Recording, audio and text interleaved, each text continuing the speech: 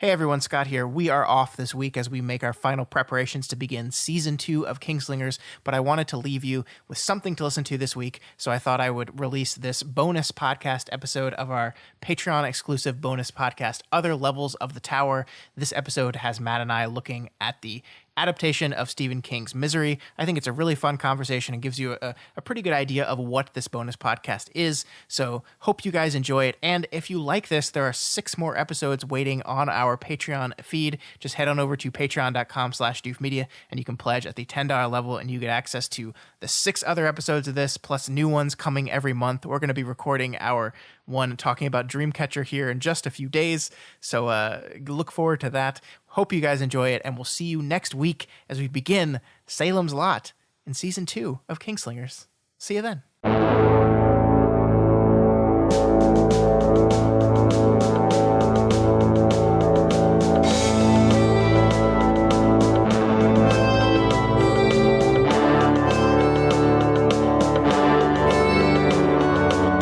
Long days, pleasant nights, and welcome to another episode of Other Levels of the Tower, the Patreon-exclusive bonus Kingslingers podcast, where we discuss adaptations of Stephen King's works. I am your host, Scott Daly, and I'm joined, as always, by my co-host, Matt Freeman. How's it going today, Matt? I'm your number 2 fan. Well, the legs are almost healed. I think I'm almost ready to put my weight down on them. I just hope that nothing else happens. Could you just let me just go get my hammer for unrelated reasons? Okay. All right. In the meantime, I'm gonna talk about this movie. All right. If you are listening to this right now, folks out there, that means you are currently supporting us at the Doof Troop, our $10 level on Patreon. And so before we start this month's episode, we just want to say thank you. Thank you so much. We really appreciate it. And while this is a movie today that we're talking about that it has a lot of dangerous parasocial relationships between creators and consumers, we don't feel that way about you. No, not you. Not you. Not you. So this month on our show, we're going to be taking a look at the 1990 adaptation of Stephen King's 1987 novel titled Misery. You almost died. You have a compound fracture of the tibia in both legs, and the fibula in the right leg is fractured too. And as soon as the road's open, I'll take you to a hospital. In the meantime, you've got a lot of recovering to do. There is nothing to worry about. You're gonna be just fine. I'm your number 1 fan. Matt, what is Misery about? After a famous author is rescued from a car crash by a fan of his novels, he comes to realize that the care he is receiving is only the beginning of a nightmare of captivity and abuse. Oh boy. What a summary. I really like that. Yeah. Misery is adapted by William fucking Goldman, which is something I had no idea of until I watched it again yesterday. Uh-huh. And directed by Rob Reiner, which makes it the second King adaptation that Rob Reiner has directed that we've covered on the show. Of course, it stars James Caan and Caan and Kathy Bates, the Oscar-winning Kathy Bates. Matt, talk to me about Misery. Had you seen this movie before? I think we know the answer to that is yes, but what did you think of it on this rewatch? I mean, it's a great movie. It's so uncomfortable that you never want to watch it. But obviously it's a great movie. It's a great story. It makes me want to read the book, which I think is maybe, in my mind, one of the greatest compliments you can say about an adaptation is the story is so good that it makes you want to kind of dig into it and see it from a different angle. Yeah. You've read it, right? I have. I've read it a couple times. And we are going to spend a little bit of time. I don't want to spoil the whole book for you, but we're going to spend a little bit of time talking about the differences between the book and the movie, of which they are.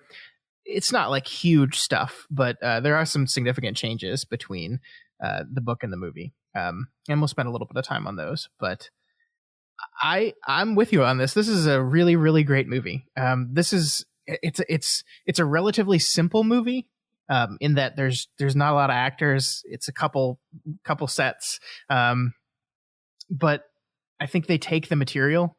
William Golding takes Stephen King's book, and I think he adapts the hell out of it. I think one of the greatest compliments that I can pay this movie is that I think it captures the tone of a Stephen King novel really well. There's these incredibly tense moments, these incredibly goofy moments, and these shocking moments where you're just like, oh my God, and yet you can't look away. And I think the movie navigates all these disparate tones and moments really, really, really well. Yeah, I agree. Absolutely. Like that's the main thing in my notes that I was writing down as I was going along, is I was sort of just keeping track of everything that makes you tense and uncomfortable. And I mean, I don't watch a lot of horror, but like out of the horror that I've watched, this is probably near the top in terms of making me like physically writhe and so like, for example, like even the little things, like there's no moment where you're just kind of able to relax. Like even when she's shaving him, it's shot in a way where, you know, she's sort of pressing the razor on his neck at kind of an angle, and just makes you a little bit nervous. And that's not even, he's not even really wary of her at that point, I don't think. But then there's stuff like just showing the way his legs look after the car accident, and they're just like the makeup instruction must have been like, make it so that people will feel this in their body when they just see these legs and how horribly you know, disfigured and bruised and swollen they are. Yeah.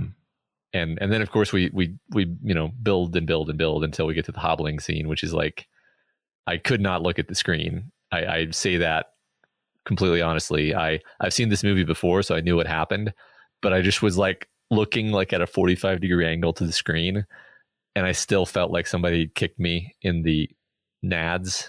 I always forget that they show that Reiner chooses to show the first leg going just the exact opposite direction that it should be going. And thankfully the camera cuts away from the second one, as if it's like, no, that was too much, we can't do the second one. But yeah, it always kind of catches me off guard, because like in my mind I'm like, okay, I know this hobbling scene is horrible, but like they cut away right as the mallet hits the leg, right? And then it's like, nope, they do not. And the camera doesn't like focus on it, like it's not a close-up. It's like a wide shot of him in bed, and it's almost like you can see the foot in the corner. So it's almost as like the camera wants you not to look at it. It gives you, instead of looking away from the screen, it gives you another place on the screen to look. Yeah. And yet you do it anyway because it's just there. Yeah.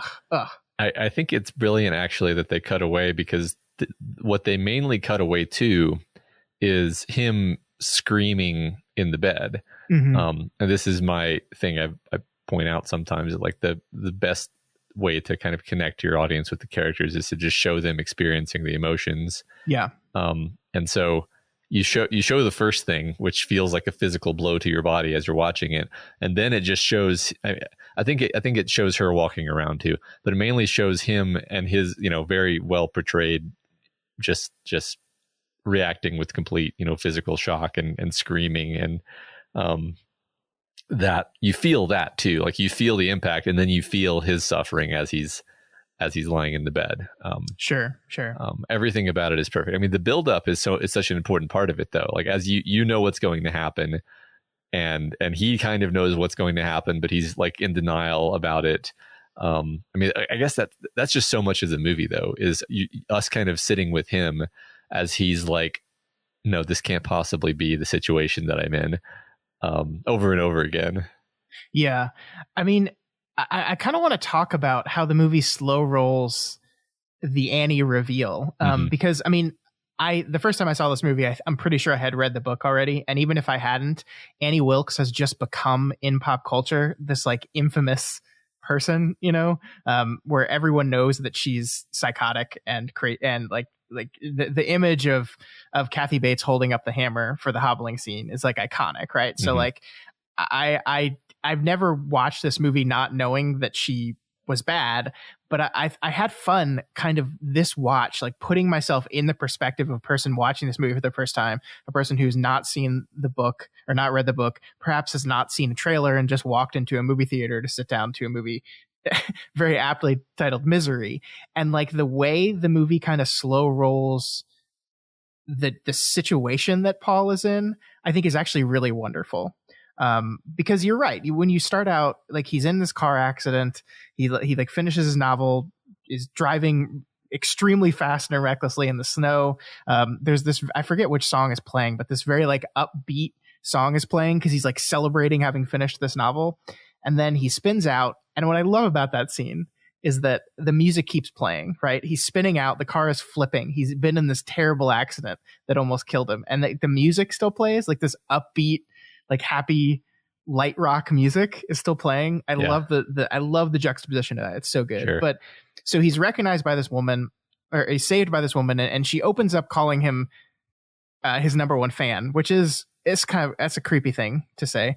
But we kind of like I think Rob Reiner does such an incredible job of, like you said, making us nervous before we even really know why we're nervous. It's just like she's uncomfortable, she's weird, and Reiner constantly puts her at this low angle where she's like consumes the frame, even before she starts to go crazy. So we're always in this uncomfortable situation. But there's this wonderful moment in the movie where the sheriff, who's kind of investigating the disappearance, is standing by the side of the road, and suddenly we cut to a perspective of a person in a car, but it's a point of view shot, right? Yeah. And this car's driving down the road, it passes by the sheriff, and then the camera slowly turns around and reveals that the head we were just in there was Annie Wilkes, which reveals that everything she's been telling Paul has been a lie. Obviously, the roads are open. Obviously, the phones are working. Obviously, all this stuff is not true. And suddenly we realize that not only is this all not true, but that she knew it was and was lying to him. And it's such a powerful moment. It's one of those things that I wish I could relive and experiencing it the first time. It's kind of like imagine the person watching T2 that didn't know that Arnold was the good guy, like how amazing that experience would have been. I think this is one of those similar moments where you're just like, oh, holy shit. Yeah. This dude's in trouble. It's a great moment. Yeah, absolutely. And then it continues to escalate. It is the thing that I noticed this time, especially, is like you're with him again. You don't want to believe that it's as bad as it actually is. And he's always trying to hatch some kind of scheme, right? Mm-hmm. Like I think that's an important part of the movie, is how many times he thinks like he has a plan. He has a plan to either, drug her, or just get out of his room and get to the phone, or get the sheriff to come down the stairs. Like, I forget how many different times it happens, but it happens multiple times where like we're just so desperate for him to get out. And every time he tries it, like not only does he fail, but the result is like his situation gets much worse. I mean, like him, the hobbling specifically is a thing where it's like not that it's like his fault, but she only did that because she knew that he was sneaking around. Yeah, because he put the fucking penguin facing the wrong way. This movie is the attention to detail here is so good, right? When you you see the Reiner sets up the shot where the penguin is right in front of you in frame, and James Caan is in the background slowly rolling the wheelchair and then hits the post. And so you've seen this clear shot of the penguin facing one way, and then he picks it up, he puts it back, and you just know, you're just like, oh fuck, Paul, it's the wrong way. Oh no. And like the movie plays with that. Like the tension is so good. I don't know, like it's a thing with me that I just these movies or stories, whenever like someone is sneaking, like has escaped from their room and is sneaking around the house, and then the person comes home and they have to like get out and get back in their room and get everything back the way it was before they get in, like that kind of tension works so well on me. Yeah. And that scene in the movie where he's gone into the kitchen, he's climbed so painfully and slowly out of the wheelchair, crawled to the door and just tried to open it, and then as soon as he's there defeated is when Annie comes home. And it's just a masterclass in tension. Reiner directs the shit out of this. He directs the shit out of it, and the story. I don't know how much of this is King and how much is Golding, but like the movie does everything that it can do with this premise, right? Like as soon it's that's one thing you can say for Stephen King is he is a premise man, right? Like I don't know what, like he's a great writer. I love him as a prose writer. I love him as a character writer, but I think maybe his like master level skill that the thing that he'll be known for the rest of time is his premises.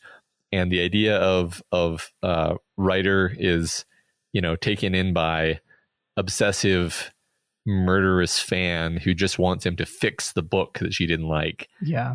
That's a great premise. And then, like I said, the movie explores all of the horrible and fun stuff you can do with that idea. Yeah. It's so great. I think you're totally right there. And I think this is why so many of Stephen King's movies get adapted, because the premises are just so instantly understandable and great. And I think this is also why there are so many bad Stephen King adaptations, is because what elevates Stephen King's great premises to wonderful books is the skill at writing he has, the character work, the detail, and movies often fail to get that. I think this movie does a really great job at that, actually, though.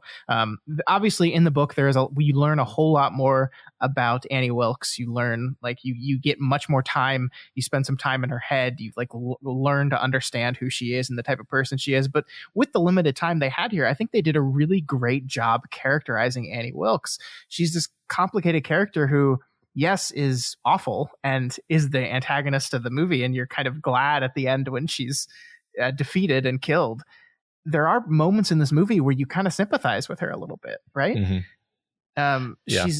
She's clearly not well, and she's had a very rough life, and the power, like we talk on our shows all the time about the power of fiction, the power of storytelling to get us through some of the worst times of our lives. And that is what these books have been for her. Yeah. I'm glad you brought up that moment specifically, because the moment I'm referring to is, when she kind of seems to be having what she calls like a blue spell. Mm-hmm. She comes into his room and she's basically acting, like kind of like a normal person for the first time, but she's obviously really depressed also. Yeah. And, she in this one moment, she seems to actually have a degree of self-awareness and, perspective and grounding in reality of like the situation that she has gotten herself into. But she's just kind of hopeless and depressed about it. Mm-hmm. And I think that's a really crucial scene, because it takes her from being this like, mad dog, basically, like just a monster that you're just purely frightened of, into being a three-dimensional character who, she's a victim of something, right? There's like you said, she's unwell, and by showing you this moment where she's not entirely well, but at least she's kind of grounded in that moment, I think that really fleshes out the character, and it really deepens what the movie is doing, and it deepens your understanding of her. Yeah, I think you're right, because I think there would be a temptation, when you're sitting with the script, to just kind of excise that from the movie. Like, be like, we don't really need it. Like, the movie's about Paul's struggle with this woman and his struggle to escape.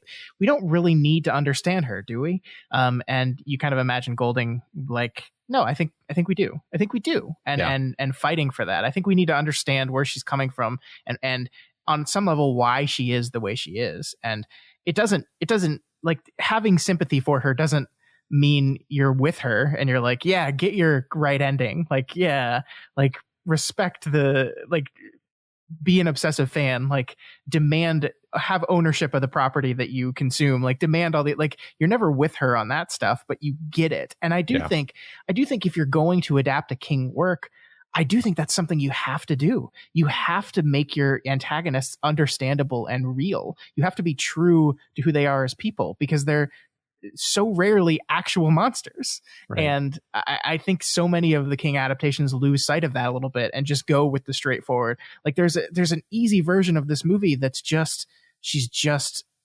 creepy, and they just only focus on the creepy aspect of her, which I will say, like, is wonderfully depicted in this movie. Kathy Bates does an incredible, as we said, Oscar award-winning job at making this woman terrifying, but she's doing more than that. And I do wonder if this movie would have won, if she would have won for this movie, if it didn't also take time to flesh her out as a full character. I suspect you're spot on there. Yeah, I mean, I think, again, I haven't read it, so I don't know that this is an element of the book, but I would suspect that it is an element of the book, because, King is not, I don't think he's just tapping into, your terror of being captured by one of your fans, because that's not terribly relatable, actually.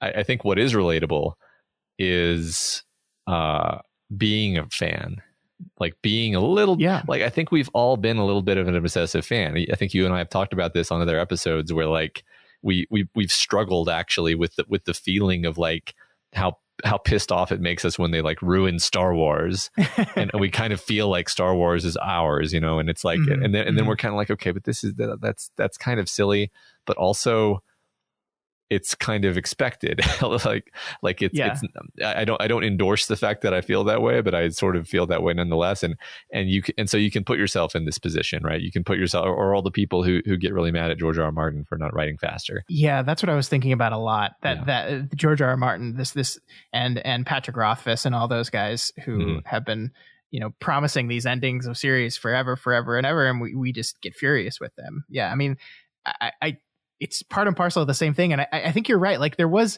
a moment while I was watching this movie where I kind of allowed myself to think, what would happen if like Stephen King is in a car accident right in front of my house? Like I'm not saying I would like take him captive, but I think there would be a portion of your mind that wants to be like, I want to hang out with this guy as much as possible, like as much as possible. Like, yeah, I'm gonna call the ambulance and get him to the hospital, of course, because I'm not a psychopath. But can I ride in this ambulance? Yeah. Can I take this opportunity while he's doubling over in pain to ask him what book he's working on right now? Like, I don't think I would actually do these things, but I think the movie kind of makes you consider it a little bit. Like, at least me, it made me think about what my reaction would be in this situation if I'm driving along and boom, there's my favorite author ever right there. Yeah. What would I do? Yeah, and I think more, even more generally than that, we've all been obsessed about something at some point or another in a way that was possibly unhealthy. I mean, I don't know. It's funny I say that, and I'm like, I don't know what I would actually name, but I feel like I've been obsessed with things, and like especially when you're like a young teenager, it's really easy to get obsessed with like a video game or something, and like you become really irrational in that situation. I think the other part of it that this movie and I think the book does really well is that Paul Schrader is kind of an asshole. Like that's like. And I'm not to say that he deserves anything that happens to him, certainly not. But the way they depict this guy, he's just this kind of unappreciative jerk in some ways, right? That he's ridden the success of this Misery Chastain stuff, and he's sick of it, and he's just sick of it, and that's an understandable feeling, right? Like you don't want to get pigeonholed as an author. If you're not enjoying making something, you shouldn't have to make it anymore. It makes sense. But like, I do like that we get the brief scene with him and his agent where he's just like, I'm sick of this shit. I hate Misery. I hate her. And I think the movie or the book goes into this in a lot more detail about how much he despises Misery Chastain. And that gets into one of the changes of the movie to the book that I'll talk about in a little bit. But I do, and I think James Caan is such a perfect actor for that, Matt, because he's both entirely relatable and lovable and pitiable in some ways, and he also is just kind of an asshole. Yeah, he plays really good assholes. James Caan does. Right. Well, like I usually see him as a villain, or at least in my mind, the roles that I think of for him are villainous roles, and and it's because it's almost like that's more natural to him. But yeah, I mean, he's sarcastic. He's sort of being condescending to her, until she becomes terrifying. You see that he's like humoring her and being condescending. Like that is just there, right? That I'm not making that up. And again, like you said, it's not like it means he deserves it, but like it just makes it so much more interesting and complex than it would be otherwise. Yeah. You know what? You know why I think I can see him as no one but the villain? It's because of Eraser. Do you remember Eraser? I'm sorry to say that is what I was thinking of as well. It's I apologize. So funny because it's not even it's not even close to one of his best movies. He's made so many movies, and that's the one that jumps to my mind when I think of him. Yeah, well, that movie came out in 1996. I was 11 years old, and I just remember his spoilers for Eraser, his betrayal His heel turn against Arnold Schwarzenegger, I just like that scarred me. It scarred me, and I was like, "How could you do that to your friend?" Oh my! I was just in the right age, the right state of mind where that just fucked me up. I mean, and so I can't see him as anything other than the baddie. Well, I think that what's funny is that he actually makes that movie because it, you know, like you said, you really like him at first, and then you just hate him after he betrays Arnold. And that's because he's such a good actor. Yep. Like that's the heart of the movie, actually. You know, because you don't really care about Arnold or the woman character who I can't even picture her face. God, that was not a good movie. I just remember, doesn't he have 2 rail guns? At least, he's dual wielding rail guns by the end of the movie. Dual with rail guns with X-ray scopes on them so they can shoot through your house. Oh my God, I love. Yeah. We should do an episode on that movie one day. Yeah. That's such a fun movie. I mean, I loved that movie when I was a kid, but Misery. You know, one thing I wanted to say, like, I feel like we've been kind of dancing around talking about tone, or we've been talking about tone. We haven't used the word tone yet, is maybe a better way of saying it. Mm-hmm.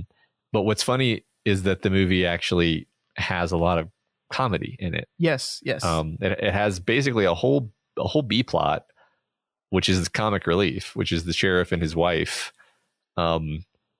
being catty to each other, but also kind of adorable, and then of course he dies horribly, which kind of puts a damper on that whole thing. Yeah. But then there's also bits of comedy just kind of scattered throughout. And I think that's really interesting because you could have done this movie with no attempt at irony or comedy at all. Mm-hmm. But it works. I think it works better this way. I do think, to go back to Stephen King, I think that is a Kingism. I really do. I think even in some of the most stressful, uncomfortable, tense moments of his writing, he injects it with these really weird comedy beats. And I think it's just because like life is funny and weird sometimes. And even amidst this horrible situation, there's still just weird shit that can happen. And Kathy Bates is playing such a kind of off kilter person that you can still mine that for comedy, certainly. And it does. The movie does. Yeah. Yeah, it does. I mean, and then it plays with that because like you're kind of laughing and then it turns terrifying, like and so that's another, like that's where it's always riding this uncomfortable edge. Like that's really the main thing that I'm going to like learn from this movie. I mean, again, I've watched it before, but like the takeaway is how uncomfortable you can make a person, how many different ways there are to make a person really uncomfortable with a film. Yeah. Because I think this movie probably uses, 10 different techniques, like you said, the fear that the person's going to come home when you're wandering around the house, the anxiety that like he's going to mess something up in the house and she's going to notice it, putting the poison in the wine glass and, hoping she doesn't come back while he's doing it and then hoping nothing goes wrong. And then of course it does. Trying to, him worrying about the fact that he's going to make him burn his book, which he does.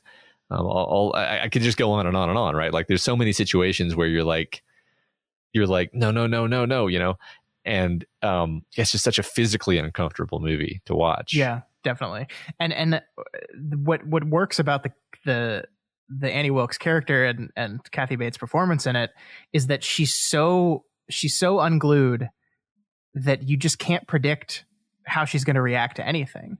You just don't know. So you're never comfortable because she can go from 1 to 11 instantly. Yeah. I think that the scene that like freaks me out the most is the moment where she finishes the book and like wakes him up in the middle of the night, like saying, "How could you?" Like when she realizes Misery is killed. And what I love about that is the movie kind of slow rolls that with like, she comes home, like you're told at the very beginning that in this book, he kills Misery off. So that by the end of the book, she dies. And then you see Annie Wilkes get the book. You see her start the book and she's like, "Oh, it's wonderful." And then there's that one moment where she's like 2 chapters from the end and you're just like, "Oh, fuck." My favorite is how nervous he looks when she tells him that, where he's like, "Oh, shit, this is not going to be good." Yeah, yeah. And I love the scene where she kind of tells the story about the cereals that she watched as a kid where they cheated, right? I think it's so fascinating to me because I do think that is like a common complaint that a lot of people have about writing, right? That like you get your characters in an inescapable situation and then you just, to get them out of it, you just kind of cheat because you've written yourself and she like the desire for him to bring back Misery, but not just bring her back, not just type the words Misery is alive again, but to make it fair.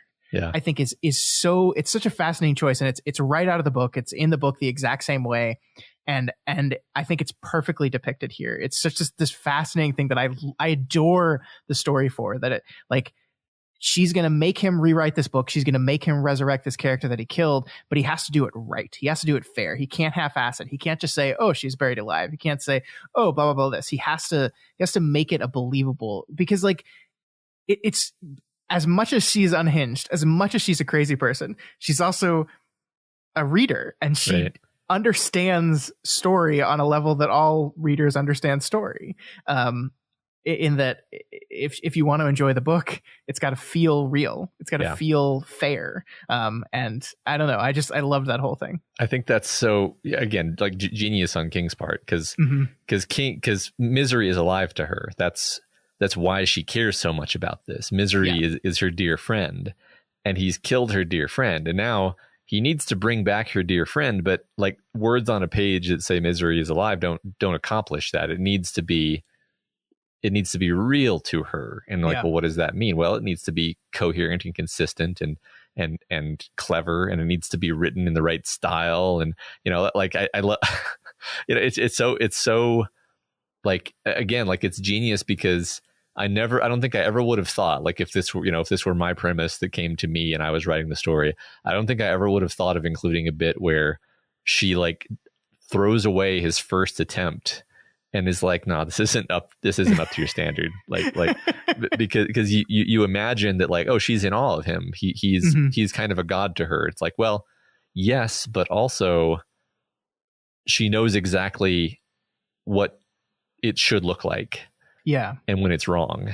But at the same time, I mean, that's the hilarious contradiction of this kind of unhinged fan relationship, is that you think that she would worship the ground he walks on and everything he writes, but it's only if he stays in the lane that she's prescribed to him, right? This is the fascinating thing about this whole relationship, and why I think it's such a really interesting thing that King wrote about it. I mean, just to tell you that the kind of inspiration for him to write the story comes from the fact that I think it was in 1984 he wrote a book called The Eye of the Dragon, which is going to be a book we eventually cover on Kingslingers, because it has loose Dark Tower relation. It's going to be one of our season 2 books. That is a book that is basically just a fantasy novel in the classic sense. And King got a lot of angry letters from fans that were like, hey, what are you doing? This is not, you don't write books like this. This is not what you write. And so he had this frustration of being pigeonholed into just being a horror novelist. And his attempts to do other things were slapped down. And so he came up with this character who hates the series he's famous for, wants to explore something else, and interacting with a fan who can't stand that. And it's wonderful. Right. And again, unfortunately, all too real. I mean, it's the exact thing of like, oh man, Song of Ice and Fire is just the greatest series of books I've ever read in my life. Finish the fucking book, George. Right. You know, like, yeah, it's you see it all the time, right? So God, it's sad. It's sad. One of the things I wanted to talk about briefly is what this story would look like today, because I do think, like, this movie came out in 1990. The story was written in 1987. These relationships between fan and creator were fairly established, but the internet and the accessibility that the internet creates has kind of fundamentally morphed this dynamic in ways that, you know, frankly, are unhealthy sometimes. And I do think, like, I think as we go through these adaptations, I think one thing you're going to find about me is I am not beholden to the adaptation. Like, I think I think we should make 100 adaptations of every story. Like, go for it. Like, director, take a movie or take a book, take what you like about it and make a movie about that. And I think it'll be fascinating to see just the idea of seeing one person's vision through the lens of another person is inherently fascinating to me, because everyone has a slightly different lens of everything that they read. And I love doing that. So like, I'm thinking of Misery, and I'm thinking of what could a person do if they took this story and made it take place today? Like, what would that look like? How would that be different? Because it would be different. There is this, like, the author reader relationship is fundamentally different today than it was when this book was written. Yeah, that's a good, I mean, it would be interesting because you could hit a lot of the same plot beats, but then there are some plot beats that you basically would have to change. And then there are entirely new concepts that would be introduced that you would be free to explore. So yeah, I think that's a really neat concept there. I just think that the creator is so much more a part of their brand than they were even 30 years ago. Like, just the, like, because it's this fascinating relationship, right? Where like you have creators on the, I mean, part of YouTube personalities, their brand is themselves. They are engaging in this relationship with you on a very personal level. I mean, podcasts are very intimate things, right? Like, it's two people talking and we're inviting other people in on that. And it is a thing that where you feel like you've been invited in on the secret conversation. And we rely on that. Everyone that makes podcasts rely on that. So it's this really interesting relationship where on the one hand, you, the creator, are facilitating, encouraging, and welcoming this kind of parasocial relationship, but there's of course a line there, and I just think that's rich for a story, for a lens on this whole thing. Well, yeah, I mean, there's a line there, but do any two people actually have the same concept of where that line is? I mean, right. There's also just the fact that it's way easier to interact with creators now. You know, it used to be that, you know, you could write Stephen King an angry letter and he could throw the letter in the trash can and that would be the interaction. You would never even know if he read it. I mean, now you can tweet at him. You can, I mean, various authors are actually much more available to their public. I mean, yeah, like I almost think like taking this concept and moving it away from the novel writer perspective and into some sort of like YouTube celebrity. Yeah. YouTube, some kind of content creation machine, and telling it from that perspective would be a really interesting lens on it, because I do think, like these are different relationships and they are looking for different things. And how do you take that and say, okay, let's break down and explore that relationship and how you get a person that's willing to cross this line. Like, what does that look like? Because it doesn't have to be, oh, I was driving, I was out because I knew you like to write up in this cabin because I read all about you. It can be just like, I know where you live because I follow you on Instagram. Yeah. Or, you know, we're in the same parent teachers association. Yeah. And I'm going to make it's going to get really weird and, you know, escalate. I mean, I will say, like, I don't know if there's like a possible better way of framing this than the author kills the character that the obsessed fan loves. Like, that's just such a perfect, like, absolutely perfect way of doing that, right? But I mean, I agree with you. It's fun to explore this space, considering how much the world has changed now. Yeah, definitely, absolutely. It's so great. Yeah. What else do you want to talk about here? Do you want to talk about some of the differences, or do you have other stuff? There were like a couple of specific moments that I just wanted to call out as being either amusing or interesting to me. Sure. One moment was basically she does the hobbling, and then we sort of like do the thing where the film gives us the impression that time has passed using the techniques of film. And then like she pulls up in her car, or like she's outside and she like waves to him cheerfully the way she always is when she's in that mode, and he just flips her off. And I thought that was really great because it's just very good filmmaking, because it implies so much. It implies like, oh, things are not, he's not even pretending anymore. he's not even pretending that they're friends. He's not putting any effort into the charade. He's given up. He's angry. He's depressed. And it's like 1 second, and it communicates everything you need to know about how are things now? How are things now that, no dialogue, no, just, yeah, so efficient. And I just thought that was great filmmaking. And her reaction to it is just like, oh, it does show like he's no longer bullshitting to her, but she is like getting what she wants. Yeah. So there's just she's already done arguably one of the worst things she could possibly do to him at this point, that like she doesn't have anything else to hold over him anymore. So like it's just this weird stalemate of a relationship they have now.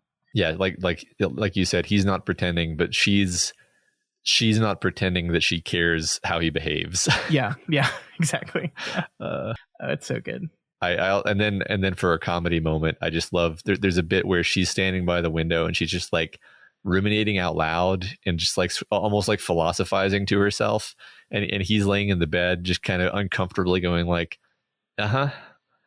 yeah, and then after like 30 seconds he pulls the little pee container out from under the sheets, and you realize that he's just been peeing the whole time that she's been standing there talking, and it's like it's like that perfect uncomfortable humor derived from the situation.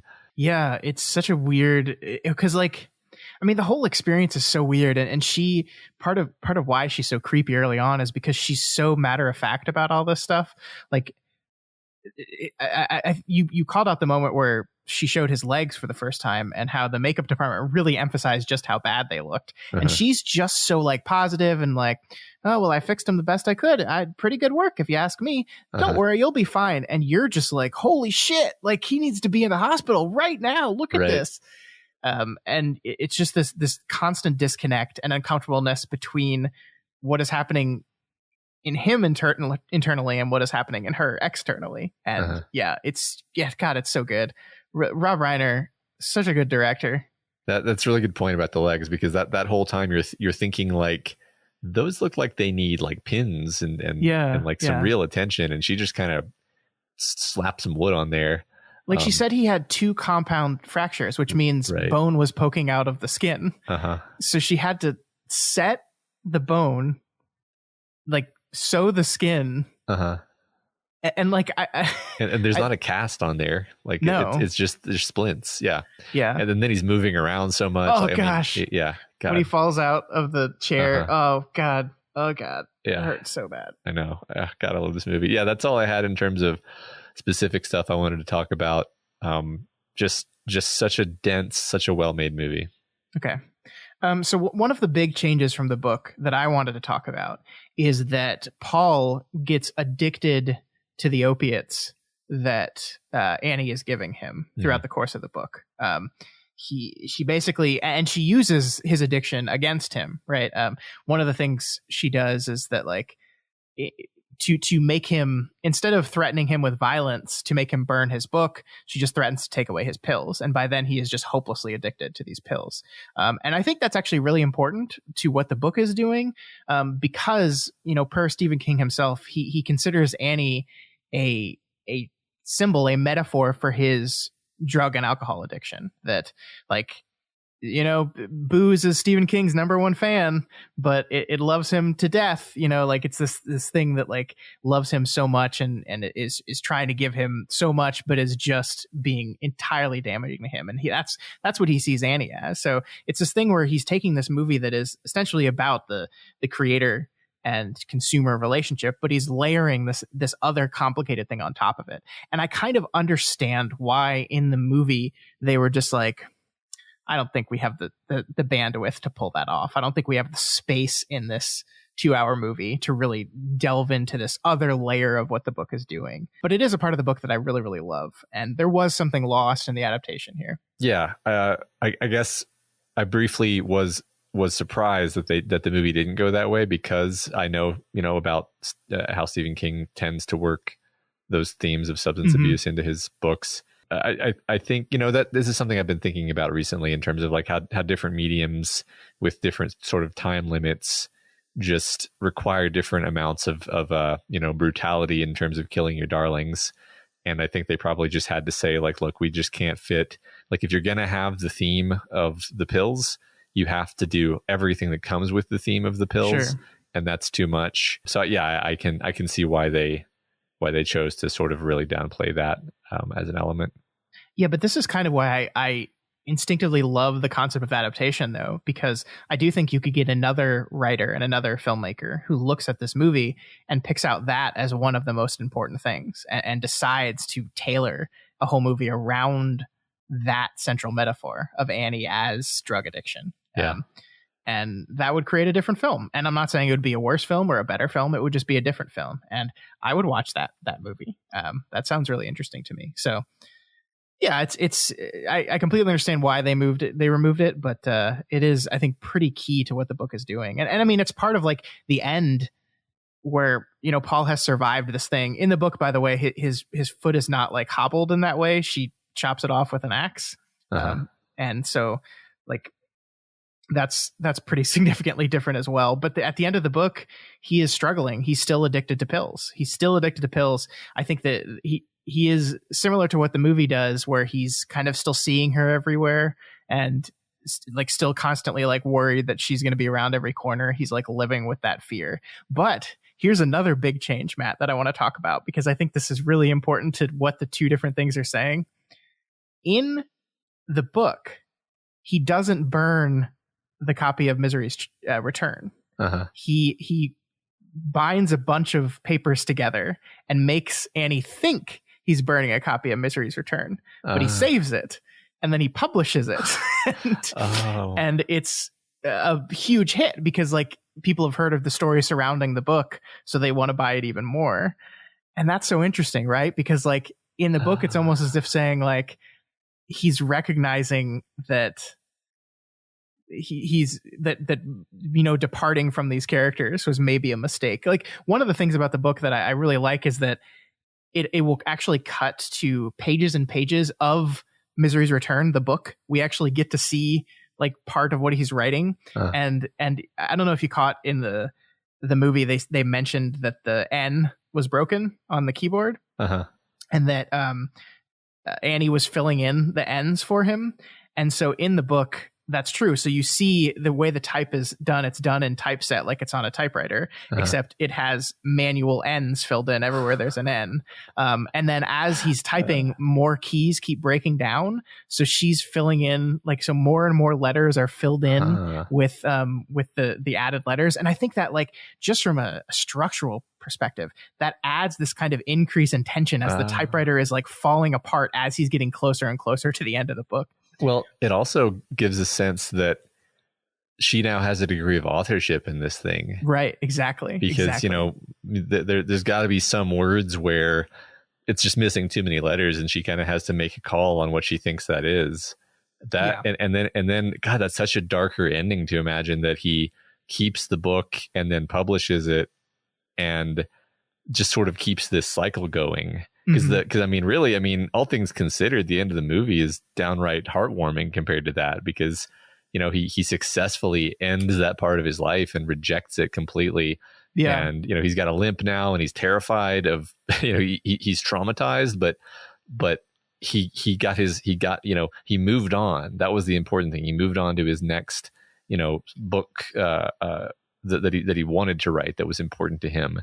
Yeah, and they ask him, you know, if he wants to write a nonfiction book about this experience, and he says no. Yeah, he basically, like, I think in the book he's a little more like, he doesn't want to, but he's a little less committal about it. Than in the movie. But yeah, it is such a it's such a Stephen King ending, and I can totally understand why they changed it to be like, oh, so at the end of this thing, he just releases the book and brings back the character he tried to get away from. It's this kind of message that perhaps he's going to be just stuck on this character forever.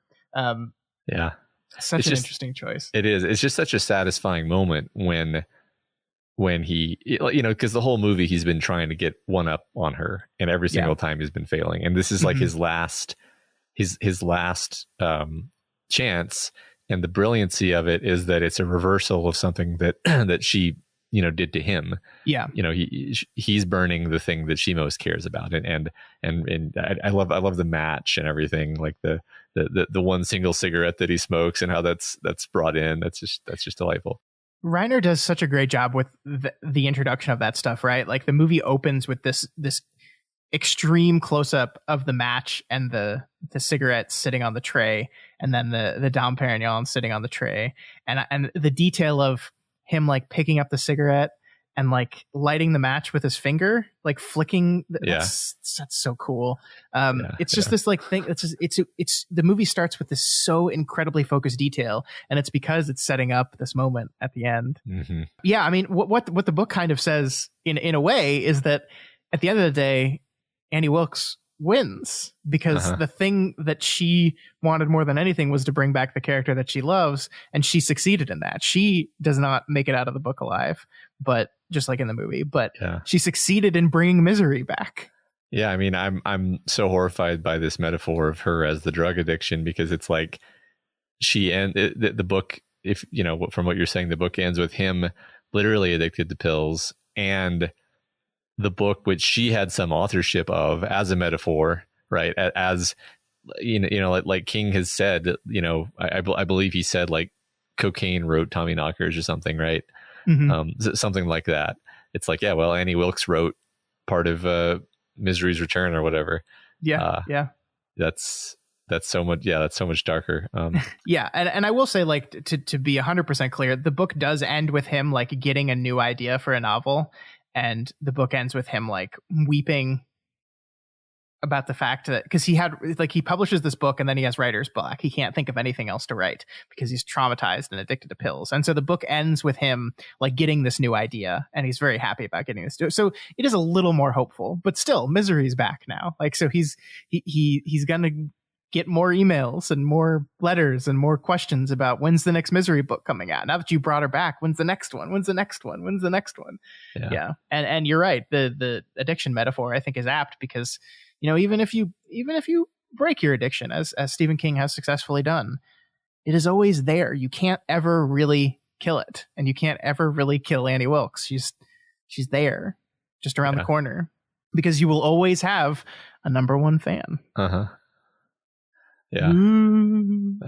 I love it. I love this fucking movie so much. Yeah. It's so good. I mean, and yeah, like the last, you know, the woman saying to him, you know, I'm your number one fan. It's like a relatively innocent thing to say, but not for him, not anymore. Like he can't ever just be okay with having fans anymore. And so like that is still the note the movie chooses to end on. It is still a dark final note.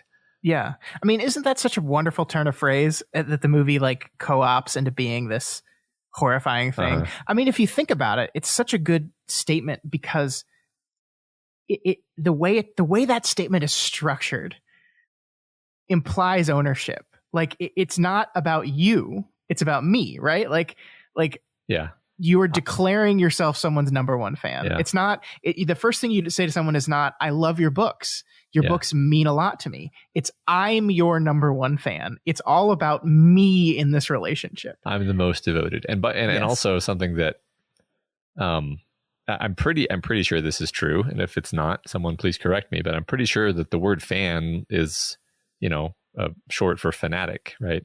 Yes. So it's like, I mean, that's just good writing. It's so good. It's so good. I'm not sure what else to say about this movie other than it's absolutely wonderful. I guess like we touched on Kathy Bates' performance a little bit, but I want to just talk about how remarkable it is that she won the Academy Award for this. Yeah. Like, I just feel like it just shows how much the Oscars have changed in 30 years that like, I don't think the Academy honors a performance like this. And like they've kind of pushed horror to the outside, and it's very rare that a horror performance gets nominated, let alone wins the Academy Award. Yeah. But this was the early 90s, right? I think the next year Silence of the Lambs won. So this was like the moment for like a certain kind of horror thriller that was very popular amongst critics, fans, and the Academy. Yeah, I mean, it's sort of what you could call like highbrow thriller. Sure. But if you saying the phrase highbrow horror really pisses off horror fans, just an FYI, because they're like, sure, stop segmenting horror. But I know what you mean. I know what you mean. Yeah, I mean, clearly these categories, exist. Mm-hmm. And that when they made Silence of the Lambs, they were going for a very specific thing, and when they made this movie, they're going for a very specific thing. Although this movie does have its goofy moments, so yes. I have no particular what's the words, snobbishness about things being highbrow, and I love a good goofy, corny movie as much as the next person. But yeah, I mean, you're right. Like it seems like that was the era. I wonder what was going on, like psychologically, in the American zeitgeist that was causing everyone to love these sorts of movies. Yeah, that's a good question. I mean, this was 90, right? So it's really like the 80s were a pretty rough time in the old US of A. So I think it was before the boom of the 90s. So maybe people were just a little more like dour at the time. Yeah, maybe. That feels right to me, even though I was not very old. Yes, me neither. Just to say who Kathy Bates beat out to win this Academy Award. She beat Angelica Houston for the movie The Grifters, Julia Roberts for Pretty Woman, Meryl Streep for Postcards from the Edge, and Joanne Woodward for Mr. and Mrs. Bridge. So some pretty big name actresses there that Kathy Bates managed to beat. Yeah.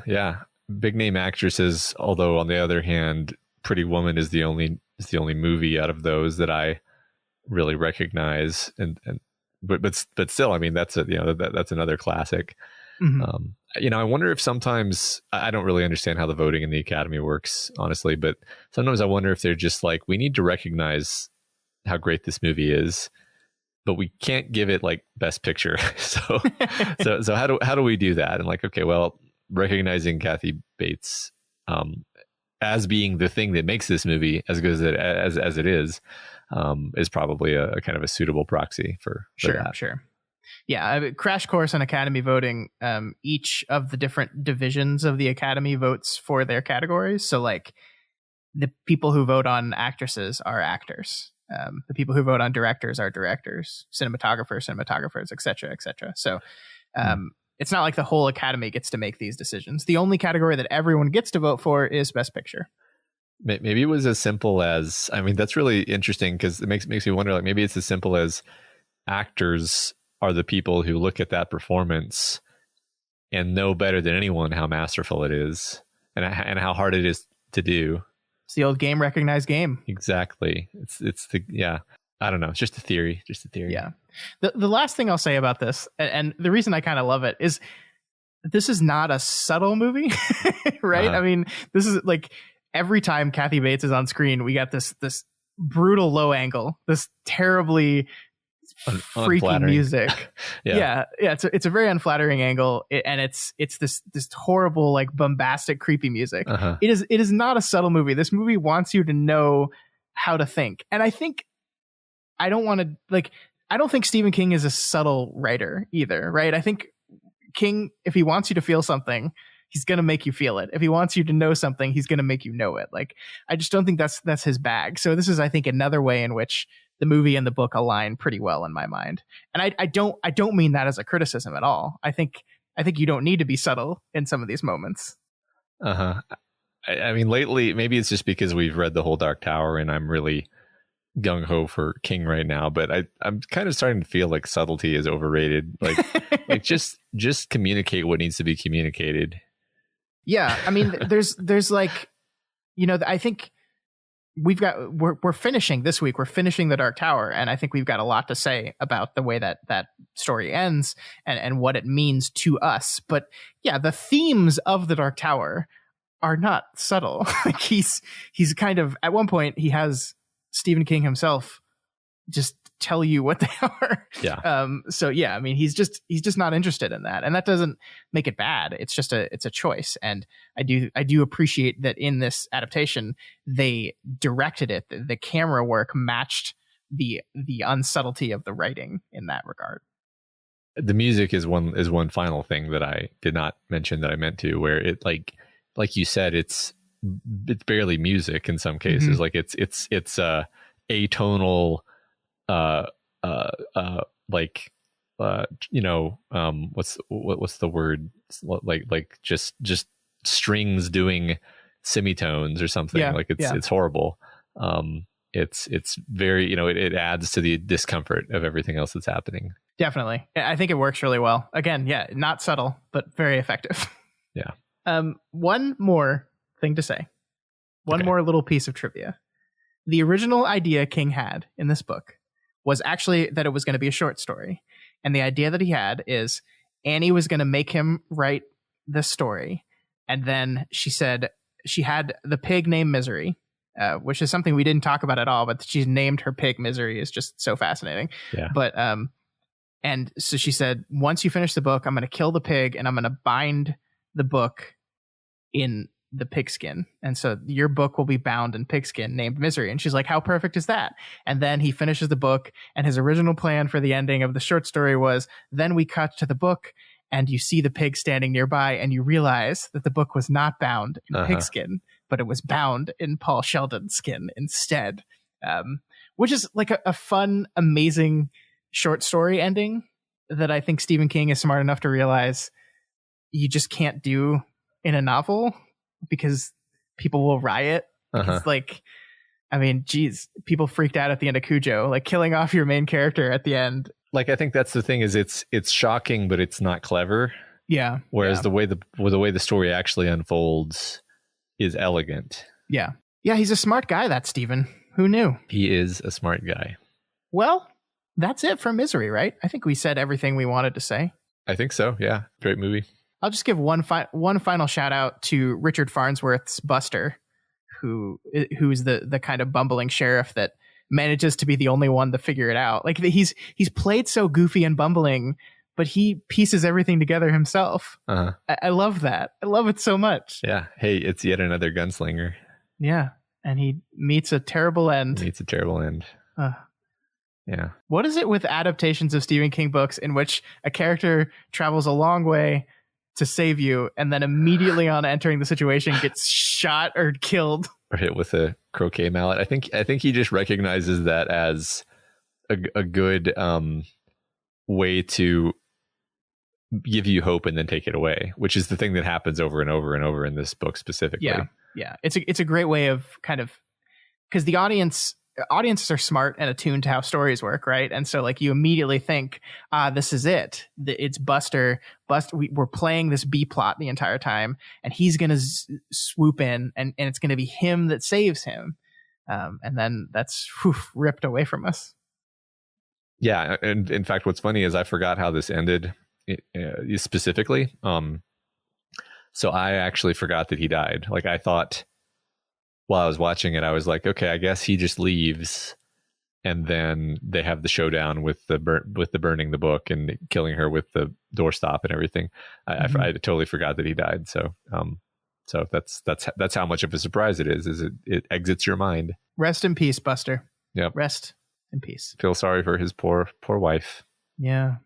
She just wanted to do him while they were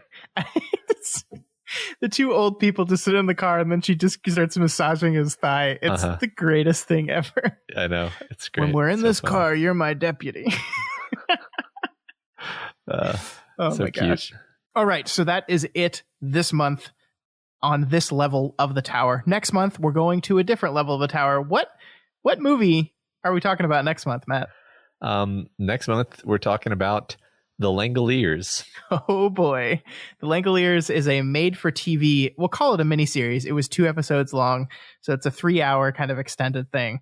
And I have not seen this thing since it was on TV in the 90s, Matt. So yeah. I think I was 9. Yeah. I am so looking forward to watching this movie. Me too. Yeah, me too. Because I don't remember it very well, and so so it should be fun. No. So check back next month where you'll see us talk about the Langoliers. Before we go, just one more quick thanks to all of you who are supporting us on Patreon. As we say every month, you guys are making this whole thing possible. We love sitting in front of microphones. We love talking about these movies and these books and all this stuff. But it costs us money to do it. And you guys help offset that cost, and you help us get a little bit closer to our dream of being able to do this full time. So thank you all who take your hard-earned money and choose to donate to us to make this happen. We really, really do appreciate it. And we hope that shows like this make you feel like you've gotten your money's worth. Yeah. It's really impossible to express how much we appreciate it. Definitely. Yeah. I hope you enjoyed it. Yeah. So we'll see you next month to talk about the Langoliers. Whatever you do, make sure you fall asleep on that airplane.